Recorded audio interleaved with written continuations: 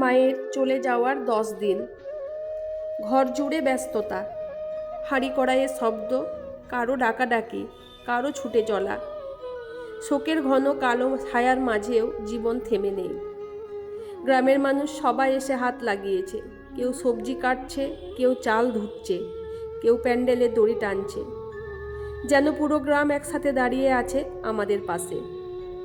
কিন্তু এই ব্যস্ততার ভিড়ে কোথাও একটা শূন্যতা, যেটা কোনো শব্দে ভরে না। নমস্কার বন্ধুরা, আমি ঝুমা। তোমরা দেখছো creation of Jhuma. Creation of Jhuma চ্যানেলে তোমাদের সবাইকে স্বাগত জানিয়ে আবার একটা মায়ের নামে ভিডিও তোমাদের সাথে শেয়ার করছি। ভিডিওটা দেখো তোমরা। মায়ের মৃত্যুটাও যেন মায়ের মতোই ছিল, হঠাৎ, নিঃশব্দ, কষ্টহীন। বিছানায় পড়ে থাকতে হয়নি, যন্ত্রণা ভোগ করতে হয়নি। মনে হয় মা নিজেই আমাদের সব কষ্ট থেকে বাঁচিয়ে চলে গেল। তাই গ্রামের লোকজনও বলছে, তোমার মায়ের মরণযাত্রা খুব ভালো হয়েছে। কথাটা শুনলে বুকের ভেতরটা কেঁপে ওঠে। ভালো মৃত্যু বলে কি কিছু হয়? তবুও মানুষ সান্ত্বনা খোঁজে, আমরাও খুঁজি। আমাদের সব কাজ হয়েছে কালী মন্দিরে। সেখানেই প্যান্ডেল উঠেছে, সেখানেই রান্না, সেখানেই খাবারের আয়োজন। এমনকি থাকার জন্য জিনিসপত্র রাখার জন্য ভাড়ার ঘরও হয়েছে মন্দির চত্বরে। সব কিছুই মায়ের চোখের সামনে। এই ভাবনাটাই যেন বুকের মধ্যে খোঁচা দেয়। মা তো আমাদের কোনো কাজ করতে দিত না, সব নিজেই সামলাতো।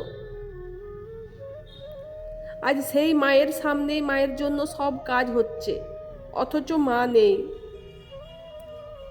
বাড়িতেও আলাদা করে নিরামিষের আয়োজন চলছে। যারা নিরামিষ খাবে তারা বাড়িতে খাবে। এই নিরামিষ রান্না গ্রামের যেখানেই কাজ পড়তো মাই করত।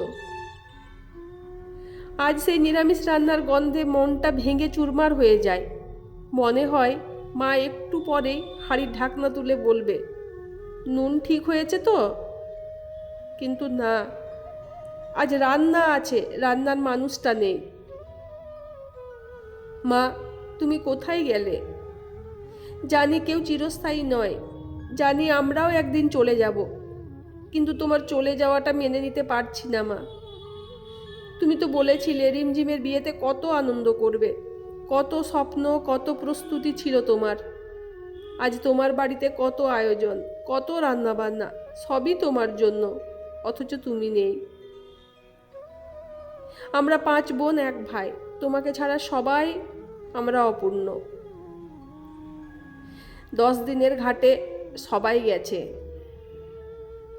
যার যার কাজ। নাপিতের ছোঁয়া, মায়ের নামে পাতা গাছটাতে জল দেওয়া,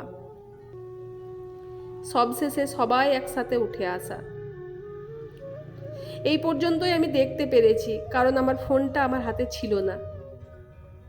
বোনপো নিজেই ভিডিও করেছে, বাচ্চা হাতের কাঁপা ভিডিও। সত্যি বলতে কি, আমার ফোন ধরার মতো মানসিক অবস্থাও ছিল না। ওরা যখন ঘাট থেকে এলো, আমি ফোন হাতে নিইনি, এমনকি ওদের আশাটাও চোখে পড়েনি। কষ্টটা তখন এতটা গভীর ছিল। তবুও যেটুকু পেরেছি তোমাদের সাথে শেয়ার করলাম। এই ভিডিওগুলো মায়ের নামে হওয়া কাজের ভিডিও আমি রেখে দিচ্ছি স্মৃতি হিসেবে, কারণ আমি চাইলে আবার ফিরে দেখতে পারবো। মনে হবে মা তখনও কোথাও আছো। এই সময়টাই বুঝতে পারি মানুষ একা শোক সহ্য করতে পারে না।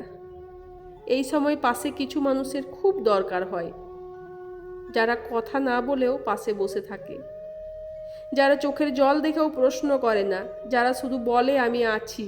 এই আছি শব্দটাই সবচেয়ে বড় শক্তি। গ্রামের মানুষ, আত্মীয় স্বজন, বন্ধুরা সবাই হাত লাগিয়েছে, পাশে দাঁড়িয়েছে।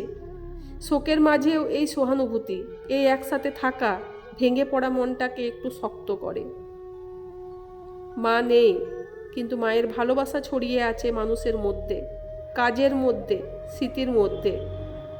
এই ভালোবাসায় একদিন আমাদের বাঁচিয়ে রাখবে। মা, তুমি নেই, কিন্তু তুমি সবখানে আছো, আমাদের সবার হৃদয় জুড়ে আছো।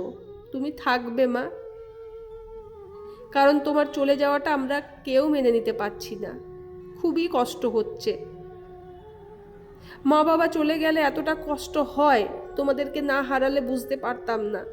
যখন কারোর মুখ থেকে শুনতাম যে আমার বাবা নেই, মা নেই, হয়তো একটুখানি খারাপ লাগতো, কিন্তু সেই কষ্টটা যে এত কষ্ট আজকে নিজের জীবনের মধ্য দিয়ে বুঝতে পারছি। মা, তুমি কেন আমাদের ছেড়ে চলে গেলে? তুমি কেন আমাদের সাথে কথা না বলে চলে গেলে? এই কষ্টটা সহ্য করা খুবই কঠিন। হে ঈশ্বর, হে ভগবান, এই কষ্ট তুমি কাউকে দিও না। এই কষ্টটা এতটা পরিমাণে কষ্ট যে সহ্য করাটা খুবই মুশকিল। সকাল সন্ধে দিন রাত, উঠতে বসতে ঘুমোতে সব সময়কে এই কষ্টটা বুকের মধ্যে একদম চাপা দিয়ে আছি। কারণ হলো, সবসময় যদি সবার কাছে কান্না করি তাহলে তারও শুনতে ভালো লাগবে না। তাই সংসারের জন্য আমাদেরকে সব কিছু সহ্য করতে হবে। ভালো থেকো মা, তুমি খুব খুব খুব ভালো থেকো।